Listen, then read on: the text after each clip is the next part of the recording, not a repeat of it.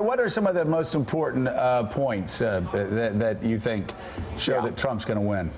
Well, first of all, an open seat is hard to win, so we don't have the sitting president running. The Democrats took a pasting in the midterms, always a bad sign. You've got a third party. Third parties are bad news for the party in power. You don't have the Obama administration matching anything like the Affordable Care Act in the second term. You don't have a big foreign policy triumph that the Democrats can campaign on, like getting rid of bin Laden. And in Hillary Clinton, you don't have a John F. Kennedy.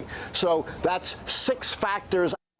Wow, that was American University professor Allan Lichtman on Morning Joe back on September 26th, explaining his basis for predicting that Trump would win the election. He, of course, got it right, adding to his streak of correctly predicting the winner of every presidential election since 1984. And Professor Lichtman joins us again this morning with a new prediction outlined in his new book, The Case for Impeachment. I'm sorry, look at that. Just look at that cover. That is, just put the cover back up. That is liberal catnip.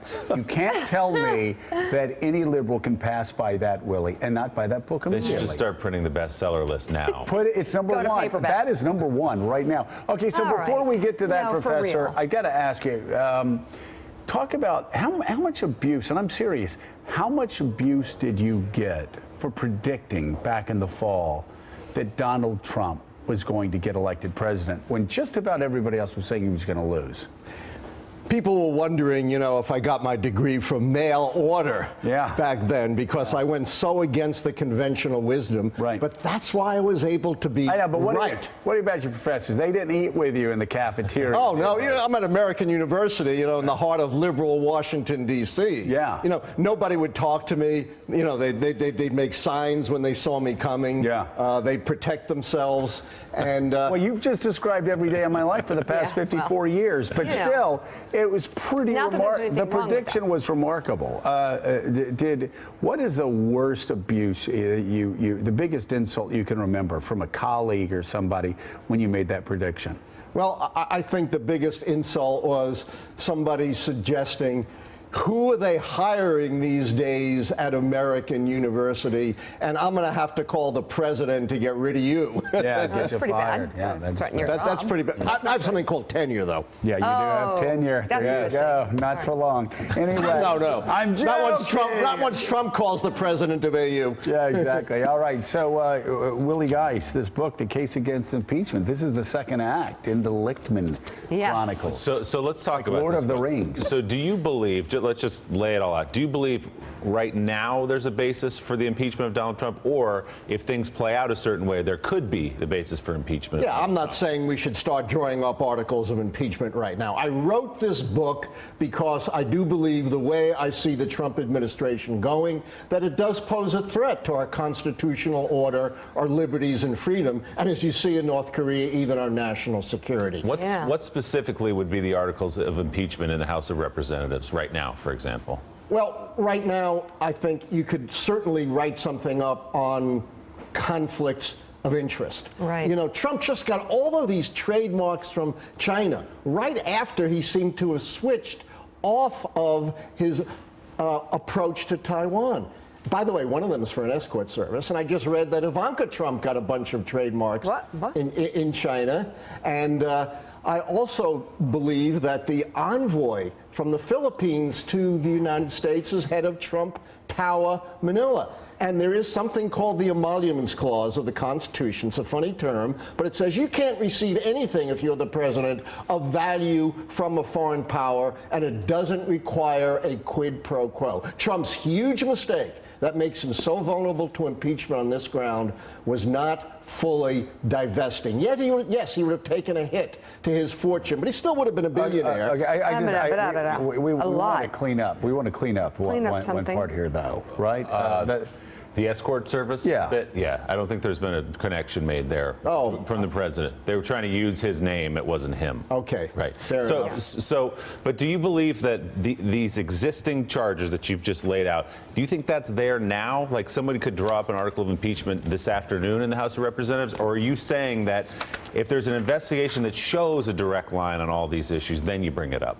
I think there's got to be more of an investigation. Okay. You can't draw up articles of impeachment right now. But I think the most likely ground for impeachment is going to be collusion with Russia, depending on what comes out of these investigations. So this looks like this book. Yeah. We're Mark Alpern just looking through it. It looks like it's, again, looking at historical parallels, the characteristics and the traits that Donald Trump has compared to other presidents who've been impeached and ran into trouble subsequently.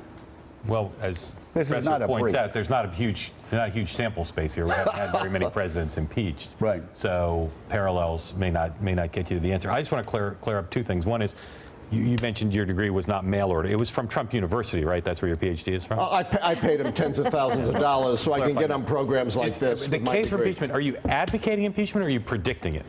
Well, I'm not advocating impeachment right now. Right, but are you predicting that it's going to happen? I am predicting that it's very likely to happen. But if you notice, there's a chapter called The Way Out, in which I suggest Trump can change his ways and possibly avoid impeachment. I don't know if that is possible. But what I tried to do was write a guide for the American people, because impeachment will only happen if the American people demand it. Or if the Republicans in the House come to believe that Trump is a liability, which they may well, and you guys are talking about this special election in Georgia, which could be a harbinger of that. So if he becomes a liability, they may be willing to dump him before the 2018 midterms. And remember, Trump has no particularly strong relationships with Republicans in Congress, and they love Mike Pence. Yeah. And if Pence becomes president, guess what? Oh, my God. He appoints his vice president. And you could have the Republican dream team of Mike Pence and Paul Ryan. Think about that. Oh, my God. Yes, think about that. I'll probably go with the Easter Bunny, I would think. I think it's looking good these days. But that's why you got to go read the book. All right, Mark. So, what are the chances that a Republican-controlled Congress would actually impeach the president? I know you said they may want to separate, but there's one thing to politically separate. It's another to impeach the president and party. Wouldn't that plunge the Republican Party into huge controversy? Of course, but they're already into huge controversy. You've seen the recent polls with the plummeting standing of the Republicans in Congress, and a recent poll showing even a majority of Republicans no longer believe that Congress needs to go along with the Trump But most agenda. House members are in districts where the president's overwhelmingly popular. We'll see. It doesn't take all the Republicans. You got to understand this. Right. Assuming the Democrats stand firm, it only takes about 24 Republicans. You have many more than that in vulnerable districts. Right. And Allan Lichtman. We will see again in Georgia exactly. Whether that's one well, less we'll wait Republican. and see. Allan Lichtman, thank you very much. Thank you, Professor. Thank you. We'll see you again. The case for impeachment. My goodness. And you can read an excerpt on our website, morningjoe.msnbc.com.